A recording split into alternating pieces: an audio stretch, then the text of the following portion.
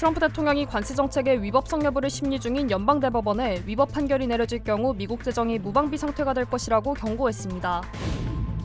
켄터키 주립대학교에서 총격 사건이 발생해 캠퍼스에 봉쇄령이 내려졌습니다. 학생 1명이 숨지고 1명이 부상을 입어 병원으로 이송됐습니다. 뉴욕 맨해튼의 한 아파트에서 대형 화재가 발생해 주민들이 긴급 대피했습니다. 화재로 건물이 심하게 손상됐고 여러 명이 부상을 입었습니다. 일리노이 주지사가 주법원과 인근 구역에서 이민세관 단속공 요원들의 단속이나 체포를 제한하는 법안을 서명했습니다. 미국에서 신차 평균 가격의 상승으로 소비자들의 구매 심리가 위축되면서 자동차 시장이 타격을 입고 있습니다. 뱅크 오브 호프가 드리는 경쟁력 있는 이자율의 6개월, 9개월 프로모 플러스 CD. 가까운 뱅크 오브 호프 지점에서 만나보세요. 이 프로그램은 최고의 금융 서비스로 당신을 존중하는 뱅크 오브 호프 제공입니다. 변치 않는 신념과 열정. 리차드 호프만. Life is full of trouble. Whenever you need my help, I will be there. 신념을 실천하는 사람을 믿습니다. UCLA 법대 1250만 불 초대형 승소 천재그룹 멘사 회원 I'm Richard Hoffman. Let me help you. 리차드 호프만 법률그룹 323-782-8600. 여러분 안녕하십니까? 12월 9일 첫 소식입니다. 트럼프 대통령이 관세 정책의 위법성 여부를 심리 중인 연방대법원을 거듭 압박했습니다. 트럼프 대통령은 대법원이 관세 정책을 위법하다고 판결하면 미국이 재정적 무방비 상태가 될 것이라고 주장했습니다. 로스앤젤레스 박윤수 특파원의 보도입니다. 도널드 트럼프 대통령이 연방대법원 관세 소송에서 미국 정부가 패소하면 국가안보에 막대한 위협이 초래될 것이라고 주장했습니다. 트럼프 대통령은 현지 시간 9일 자신의 SNS에 미국의 역사상 가장 큰 위협은 관세 문제에 대한 대법원의 부정적인 판결이 될 것이라면서 그렇게 되면 우리는 재정적으로 무방비 상태가 될 것이라고 밝혔습니다. 트럼프는 빠르게 적용된 관세 덕분에 미국의 국가안보는 크게 강화됐고 우리는 가장 강력한 재정을 가진 국가가 됐다면서 자신이 밀어붙인 관세 정책을 옹호했습니다. 또 유럽연합 역시 중국을 상대로 새 관세를 검토 중이라는 점을 거론하며 어둡고 사악한 세력만이 관세 정책의 종식을 원할 것이라고 덧붙였습니다. 앞서 1, 2심 모두 트럼프 관세가 위법이라고 판단한 가운데 연방대법원은 트럼프 대통령이 국제비상경제권한법에 근거해 세계 각국에 부과한 관세의 적법성을 심리 중입니다. 연방대법원은 6대3으로 보수 우위지만 지난달 구두변론에서 보수 성향 대법관들마저도 트럼프 관세에 회의적인 입장을 보였던 만큼 섣부르게 결론을 예측하긴 어려운 상황입니다. 이에 트럼프 대통령은 연일 대법원을 상대로 여론전을 벌이고 있습니다. Hopefully we're going to get the right decision.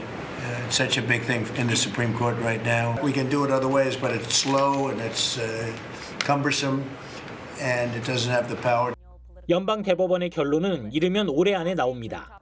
대법원이 트럼프 관세를 불법이라고 판단하면 미국 정부가 그동안 징수한 관세를 돌려줘야 하는 것은 물론 관세를 무기로 다른 나라들과 맺은 무역 합의도 효력을 잃을 가능성이 높습니다. 로스앤젤레스에서 MBC 뉴스 박윤수입니다. 오늘 켄터키 주립대학교에서 총격 사건이 발생해 재학생 1명이 숨졌습니다. 프랭크퍼트 경찰국에 따르면 오늘 오후 3시 35분쯤 켄터키 주립대학교 기숙사 인근에서 총격 신고가 접수돼 캠퍼스에 긴급 봉쇄령이 내려졌습니다. So I came out in the lobby after everyone was like screaming and stuff. So we had our window open down here on Young and people running by screaming. Went out to the lobby and saw some dude laying on the lobby floor. People like taking care of him. They carried him out eventually to an ambulance. Then we saw paramedics giving CPR to the kid who died, Whit, down there by the cop cars. 이번 사건으로 학생 1명이 숨졌고 다른 1명이 부상을 입어 인근 병원으로 이송됐으며 현재 위독한 상태인 것으로 전해졌습니다. 총격범은 현장에서 즉시 체포됐고 켄터키 주립대학교 학생은 아닌 것으로 확인됐습니다. 학교 측은 피해 학생들의 가족과 연락을 취하고 있으며 별도의 공지가 있을 때까지 캠퍼스 봉쇄령을 유지한다고 밝혔습니다. 뉴욕 맨해튼에서는 한 아파트에서 대형 화재가 발생해 주민들이 긴급 대피하는 사고가 발생했습니다. 뉴욕 소방국에 따르면 오늘 오전 8시 20분쯤 107번가와 암스테르담 에비뉴 교차로 인근에 있는 6층 아파트에서 화재 신고가 접수됐고 150명의 소방대원들과 응급구조대원이 출동했습니다. 건물 고층부에서 발생한 화재는 순식간에 옥상까지 번졌습니다. 화재로 건물 외벽 일부가 무너지자 당국은 건물 붕괴 가능성에 대비해 아파트 주민들에게 긴급 대피령을 발령했습니다. Somebody knocked my door and beautiful girl told me Alex is fired in the building.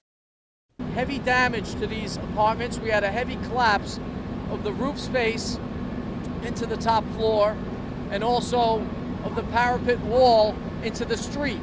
We have a collapse zone set up not only in the street but on the roof. 이번 화재로 아파트 한 층에 3가구가 전소됐으며 주민 3명과 소방관 3명이 경미한 부상을 입고 병원으로 이송됐습니다. 현재까지 4명을 포함한 주민 45명이 긴급 지원을 받고 있고 이들은 피해 복구가 완료될 때까지 며칠간 호텔에서 임시 숙박할 예정입니다. 당국은 현재 정확한 사고 원인을 조사 중입니다. 일리노이주가 아이스 요원들의 단속을 제한하는 새로운 법안에 서명했습니다. 제이비 프리츠커 일리노이 주지사는 이민세관 단속국 요원들이 주 법원이나 그 주변 1000피트 이내 구역에서 단속이나 체포를 할 수 없도록 하는 법안에 서명했습니다. 또한 병원이나 보육원, 대학 캠퍼스 등 민감한 장소에서 학생이나 직원 또는 가족의 신분 상태를 당국에 보고하거나 공유하는 것을 제한합니다. With my signature today, we are trying to protect people and institutions that belong here in Illinois. Dropping your kid off at daycare, going to the doctor, or attending classes should not be a life-altering risk. When you go to the hospital, we'll work to protect your immigration status. If you are a student, we'll prevent your schools from causing harm based on your immigration status. 법안 위반 시 주민들은 아이스를 상대로 민사소송을 제기할 수 있으며 불법 체포로 인정될 경우 최대 $10,000의 보상금을 청구할 수 있습니다. 당국은 이번 조치가 주 내에서 수천 명이 체포되고 커뮤니티와 충돌이 발생한 대규모 이민 단속 작전에 대한 대응이라고 설명했습니다. 결혼 기반 영주권 심사 도중 체포된 한인 남성이 40일 넘게 여전히 구금돼 있는 것으로 전해졌습니다. 시민권자인 아내 셀레나 디아즈는 지난 10월 29일 남편 황태하 씨와 함께 LA 다운타운에 위치한 이민 서비스국을 방문해 영주권 심사를 받던 중 황 씨가 체포돼 아델란토 구치소에 41일째 구금된 상태라고 밝혔습니다. 당시 황 씨는 아무런 설명 없이 체포됐으며 30시간 넘게 유치장 바닥에서 다른 수감자 120명과 함께 비인도적인 환경에 머물러야 했다고 전했습니다. I do believe there's rules and regulations in place for a reason. And while I believe that, that doesn't change the fact that I still think that this punishment is severe and unjust. 황 씨는 앞서 첫 결혼을 통해 조건부 영주권을 받았지만 2021년 이혼 후 주소를 갱신하지 않아 영주권 해지 심리 통지를 받지 못했고 이후 법원 불출석을 이유로 추방 명령이 내려졌습니다. 황 씨는 재판 통지를 받은 적이 없다고 주장했지만 국토안보부는 주소갱신 의무 위반을 이유로 받아들이지 않았습니다. 지난 11월 26일 황 씨의 재심 신청이 승인되면서 추방 명령은 취소됐고 내년 3월 27일 새 심리 일정이 잡혔지만 보석 결정이 내려지지 않아 여전히 구금 중인 상태입니다. 사우스캐롤라이나주의 한 교도소에서 음식과 마약을 밀반입하던 드론이 적발됐습니다. 리 교도소는 지난 7일 스테이크와 담배, 심지어 마약까지 들어있는 소포를 교도소 안으로 운반하려던 드론을 적발했다고 밝혔습니다. 드론은 현장에서 압수됐으며 현재 조종사와 수신 대상자 등에 대한 수사가 진행 중입니다. 관계자에 따르면 이전에는 투석기를 이용해 수감자에게 금지품을 전달하는 사례가 있었는데 담장을 높이고 그물을 설치했음에도 최근에는 드론을 통한 밀수가 늘고 있는 것으로 전해졌습니다. 한편 사우스캐롤라이나주에서는 교도소 인근에서 드론을 날리는 것만으로도 경범죄로 간주돼 최대 30일형에 처해질 수 있으며 금지품을 밀반입할 경우에는 최대 10년형이 적용됩니다. 연방교육부가 소득 기반 학자금 대출 상환 프로그램인 세이브 종료 합의안을 발표했습니다. 앞서 바이든 행정부가 도입한 세이브 플랜은 월 상환액을 낮추고 대출 원금 $12,000 미만은 10년 상환 후 잔액을 탕감해주는 제도입니다. 하지만 미주리주 등 공화당주들은 이 프로그램이 교육부 권한을 넘어선다고 주장하며 소송을 제기했고 트럼프 행정부는 신규 신청을 중단했습니다. 이에 따라 기존 세이브 플랜 가입자 760만 명 이상은 새로운 상환 플랜으로 전환해야 하며 월 상환액과 이자 부담이 증가할 가능성이 제기됐습니다. 당국은 연방학자금지원의 대출 시뮬레이터를 통해 월 상환액을 확인하고 개인에게 가장 적합한 플랜을 선택할 것을 권고했습니다. 미국에서 신차 가격이 계속 오르는 가운데 소비자들의 구매 심리는 위축되면서 자동차 시장이 주춤하고 있습니다. 자동차 산업기업 콕스 오토모티브에 따르면 지난 11월 미국 신차 판매량은 127만 대로 이는 전년 동기 대비 7.8% 감소한 수치입니다. 고급차와 전기차 등 고가 차량 수요가 늘면서 신차 평균 가격은 사상 처음 5만 달러를 넘어섰고 높은 가격과 월 할부금 부담 때문에 소비자들의 구매가 망설여지고 있습니다. 미국에서는 신차 판매의 약 80%가 금융을 통해 이뤄지는 가운데 금리 상승과 가성비 차량 부족도 판매 둔화의 요인으로 분석됩니다. You're looking at vehicle prices closer to $38,000 to $39,000. Right now, that 49, that 50, that's sticker shock. That is very jarring. 전문가들은 연말까지 차량 평균 가격이 계속 오를 가능성이 높다고 보고 있으며 내년 1월에는 구형 모델 재고 판매로 일부 회복될 것으로 전망했습니다. 한국계 미국인 우주비행사 조니 킴이 국제우주정거장에서 8개월간의 임무를 마치고 무사히 지구로 귀환했습니다. 미 항공우주국 나사는 조니 킴을 비롯한 우주비행사 3명이 탑승한 러시아 우주선 소유주 MS-27이 카자흐스탄에 무사히 착륙했다고 밝혔습니다. 조니 킴은 지난 4월 8일 우주선을 타고 ISS에 도착해 245일간 우주 환경에서 바이오 프린팅 연구와 탐사 로봇 원격 제어 등 다양한 우주 임무를 수행했습니다. 임무 수행 기간 지구를 3,920회 돌고 거의 1억 400만 마일을 이동했습니다. 이번 임무는 한국계 우주비행사가 우주에서 임무를 수행한 최초의 사례입니다. 한편 1984년 LA 한인 이민자 가정에서 태어난 조니 킴은 고등학교 졸업 후 해군에 입대했고 군의관이 되기 위해 하버드 의대를 졸업한 뒤 나사 우주비행사가 됐습니다. 다카이치 사나의 일본 총리가 다케시마는 일본 영토라는 기존 입장을 되풀이했습니다. 대만 유사시 개입 발언으로 중일 갈등이 격화된 가운데 최근 훈풍이 불던 한일 관계에도 파장이 우려됩니다. 관련 소식 전해드립니다.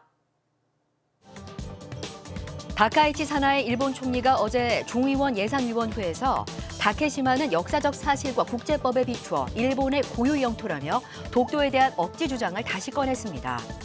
자민당 의원이 한국의 불법 점거 상황이 변하지 않고 있다며 의연한 대응을 요구하자 지난달 취임 직후에 이어 한 달 만에 다시 한번 기존 입장을 되풀이한 건데요. 또 다카이치 총리는 국내외에 일본의 입장이 정확히 전달되도록 메시지를 계속 발신하겠다고 덧붙였습니다. 다만 내년 2월 22일 시마네 현의원은 다케시마의 날 행사에 참석하는 정부 대표를 장관급으로 격상할지에 대해서는 구체적인 언급을 피했는데요. 최근 셔틀 외교 재개 등으로 한일 관계에 모처럼 훈풍이 부는 가운데 이번 독도 관련 발언이 동북아 외교 지형과 한일 협력 기조에 또 하나의 부담으로 작용할 것으로 전망됩니다. 미중 전쟁 상황을 가정한 미 국방부의 기밀 보고서 내용이 공개됐는데 중국의 대만 침공 시 미국이 중국에 군사적으로 열세에 놓일 수 있다는 분석이 나왔습니다. 뉴욕타임스는 국방부 작전평가국이 작성한 연례 기밀 보고서 오버매치 브리프를 입수했는데요. 보고서엔 미국의 첨단 전력이 대만에 접근하기도 전에 중국이 이를 타격할 능력을 이미 갖췄다고 평가했습니다. 전쟁 상황을 가정한 워게임 시뮬레이션에서는 미 해군의 최신의 항공모함조차 중국의 공격을 버텨내기 어려운 것으로 분석됐는데요. 특히 중국이 최대 600기까지 확보한 것으로 알려진 극초음속 미사일이 핵심 위협으로 지목됐습니다. 음속의 5배가 넘는 속도로 날아들기 때문에 현대 방공 체계로는 요격이 사실상 어려운 건데요. 보고서는 또 중국이 미국의 정찰, 통신 위성까지 무력화할 능력을 갖추고 있다고 지적했습니다. 올해 노벨 평화상 수상자인 베네수엘라 야권 지도자 마리아 코리나 마차도의 기자회견이 시상식을 하루 앞두고 전격 취소됐습니다. 노르웨이 노벨연구소는 현지 시간 9일 열릴 예정이던 기자회견이 결국 열리지 않게 됐다고 공식 발표했는데요. 연구소 측은 마차도가 오슬로에 언제 어떤 방식으로 도착할지에 대해 현재로선 어떤 정보도 공개할 수 없다고 밝혔습니다. 마차도는 니콜라스 마두로 대통령의 철권 통치에 맞서 작년부터 베네수엘라 모처에 은신 중인데요. 마두로 정권은 마차도가 출국할 경우 탈주범으로 간주하겠다고 경고한 상태입니다. 시상식이 열릴 예정인 오슬로 시내 호텔 일대에는 다수의 경찰이 배치돼 경비가 한층 강화됐지만 마차도가 직접 시상식의 모습을 드러낼 수 있을지는 마지막까지 안개 속입니다. 노벨위원회는 앞서 마차도가 베네수엘라 민주주의 회복을 위해 독재에 맞서 평화적 투쟁을 이어온 공로를 인정해 올해 노벨 평화상 수상자로 선정했습니다. 뉴욕시장 당선인 조란 맘다니가 침실 하나짜리 임대 아파트에서 맨해튼 부촌의 대저택으로 거처를 옮기게 됐습니다. 맘다니 당선인은 그동안 뉴욕 퀸스 아스토리아 자치구의 약 22평 규모 임대료 안정화 아파트에서 월세 $2,300를 내며 비교적 저렴한 주거 환경에서 생활해왔는데요. 취임과 동시에 옮기게 될 그레이시 맨션은 연면적 300평이 넘는 1799년 건축된 대저택으로 5개의 침실과 대연회장, 식당 등을 갖춘 뉴욕시장 공식 관저입니다. 맘다니 당선인은 다음 달 1일 취임 직후 그레이시 맨션으로 공식 이사할 예정입니다. 지금까지 이 시각 세계였습니다. 정했어요. 모두에게 더 다정하기로, 다 정관장 하기로. 선물은 정관장. 건강하세요. 대규모 개인정보 유출 사태를 빚은 쿠팡을 경찰이 압수수색했습니다. 정보 유출 용의자로 지목됐던 전직 중국인 직원이 피의자로 특정됐습니다. 원석진 기자입니다. 서울 송파구에 있는 쿠팡 본사에서 경찰 수사관들이 압수물이 담긴 상자를 들고 나옵니다. 정보 유출 사건 전담 수사팀장 등 17명을 투입해 압수수색에 나선 겁니다.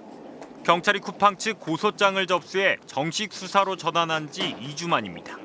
어제 오전 11시부터 시작된 압수수색은 10시간 넘게 이어졌습니다. 개인정보 유출 사건 파악에 관련 도움될 만한 자료 확보하셨을까요? 어느 수사 문점적으로 확인하셨을까요? MBC 취재 결과 경찰은 정보 유출 사태 피의자의 신원을 특정한 것으로 확인됐습니다. 경찰이 제시한 압수수색 영장에는 쿠팡 전직 직원인 한 중국인 이름이 피의자 항목에 적시된 것으로 파악됐습니다. 적용한 혐의는 정보통신망 침입과 비밀 누설입니다. 해당 직원은 쿠팡에서 인증 시스템 개발 업무를 맡았던 것으로 전해졌습니다. 인증 업무를 한 직원은 아니었었고 인증 시스템을 개발하거나 그런 그 개발자였었습니다. 경찰은 그동안 쿠팡이 제출한 서버 로그 기록 등에 대한 분석에 주력했습니다. 범행에 활용된 IP 주소를 특정하고 추적에도 나섰습니다. 일각에서 제기된 전 중국인 직원 소행이라는 의혹에 대해서는 수사 중이라며 신중한 입장을 보여왔습니다.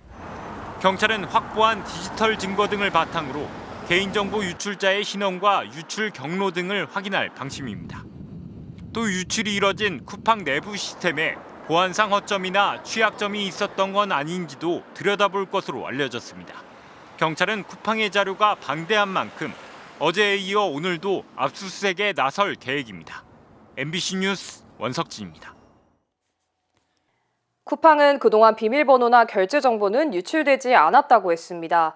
그런데 쿠팡에서만 쓰던 자신의 이메일 주소와 비밀번호 정보가 텔레그램에서 돌고 있다는 피해자가 나왔습니다. 이재인 기자의 보도입니다. IT 관련 회사에 다니는 정모 씨가 회사 보안팀에서 받은 메일입니다.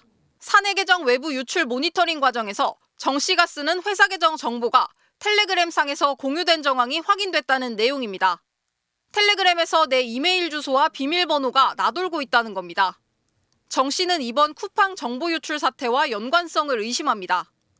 최초에 쿠팡이라고 의심조차 안 하고 있었는데 이거는 무조건 쿠팡 유출과 관련이 있겠다.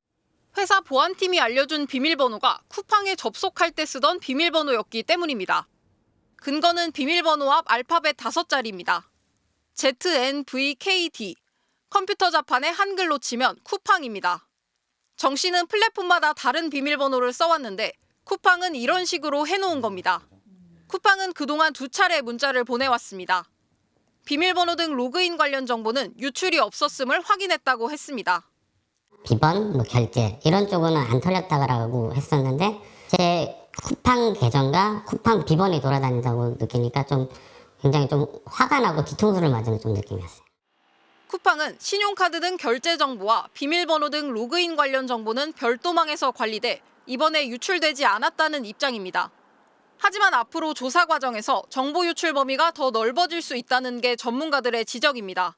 쿠팡은 지금까지 비밀번호 등 로그인 관련 정보 유출과 관련해 쿠팡에 따로 신고된 내용은 없고 자체 조사와 경찰 조사에서도 2차 피해는 밝혀진 게 없다고 답했습니다. MBC 뉴스 이재인입니다. 건진법사 전성배 씨가 통일교 관계자와 나눈 통화 녹취가 재판에서 공개됐습니다. 김건희 씨도 통일교 측의 도움을 알고 있었다는 내용이 담겨 있었는데요. 또 당시 통일교가 여야 정치권을 모두 접촉한 정황도 공개됐습니다. 윤성문 기자입니다. 윤석열 전 대통령이 당선된 뒤인 지난 2022년 3월 30일 건진법사 전성배 씨와 통일교 측 인사 이모 씨 간 이뤄진 통화 녹취가 전 씨 재판에서 공개됐습니다. 전 씨는 우리가 솔직한 얘기로 은혜를 입었다며 여사님도 그거는 충분히 납득했다고 말합니다. 그러면서 한학자 통일교 총재가 비밀리에 한번 미팅하기로 했다니 일정을 잡으면 될 것이라고 합니다. 윤 전 대통령 당선에 통일교가 큰 도움을 줬고 이를 김건희 씨도 알고 있었다는 뜻으로 보입니다. 전 씨는 사실 대통령 시켜줬다며 고마움 잃으면 안 된다고 말했는데 총리는 어떻게 될 것 같냐는 이 씨 질문에는 누가 됐든 다 저하고는 인연이 맺어진다며 자신의 영향력을 과시하기도 했습니다. 통일교 측이 전방위적으로 정치권에 접근한 정황들도 법정에서 공개됐습니다.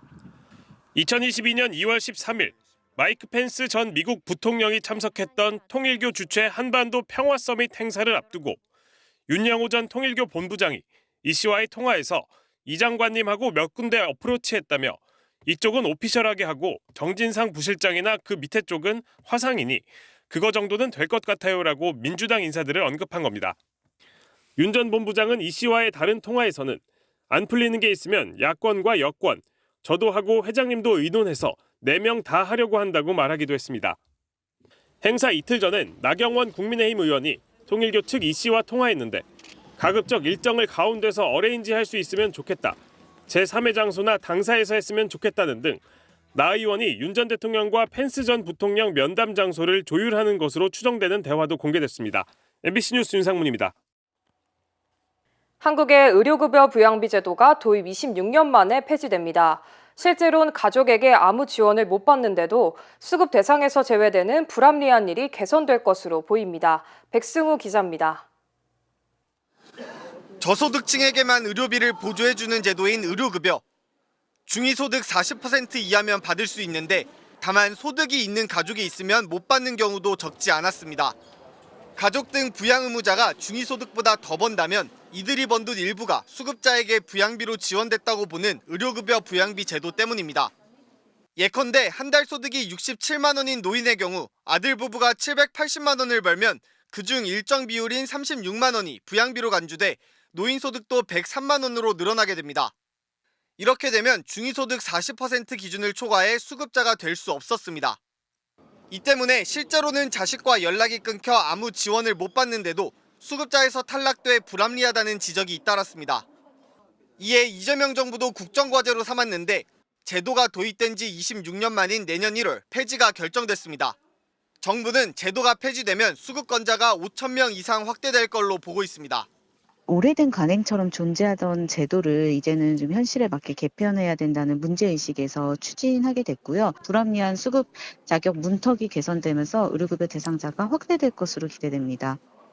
복지부는 이와 함께 복잡한 부양의무자 기준을 간소화하고 고소득 고재산 부양의무자에게만 기준을 적용하는 방향으로 제도를 단계적으로 완화할 계획입니다. MBC 뉴스 백수입니다. 서울 명문대학군의 중심입지 신촌. 이제 차원이 다른 젊음의 도시 에르노플레이스 신촌이 미국 한인 동포들을 찾아옵니다. 미주 한인 교포들을 위한 특별한 기회, 성공 투자의 공식을 모두 갖춘 프리미엄 테라스형 오피스텔 에르노플레이스 신촌이 미국 재외 교포를 위한 우선 특별 공급을 통해 11월 17일 계약을 진행합니다. 투자의 가치가 다른 높은 수익률과 미래 투자 가치까지 11월 17일 에르노플레이스 신촌 오피스텔의 계약을 진행합니다. 분양 계약 문의 818-974-8949. 힘들고 어려울 때 실력 있는 변호사가 필요하십니까? 60년 역사의 대형 로펌 KMFM 로펌의 최미수 변호사와 함께하세요. 교통사고, 민사법, 형사법, 가정법 등 풍부한 경험과 최고의 실력으로 완벽하게 도와드립니다. 최고의 보상을 책임지는 실력 있는 대형 로펌, 도움이 필요할 때 강한 힘이 되는 변호사 KMFM 로펌 최미수 변호사 213-427-2350.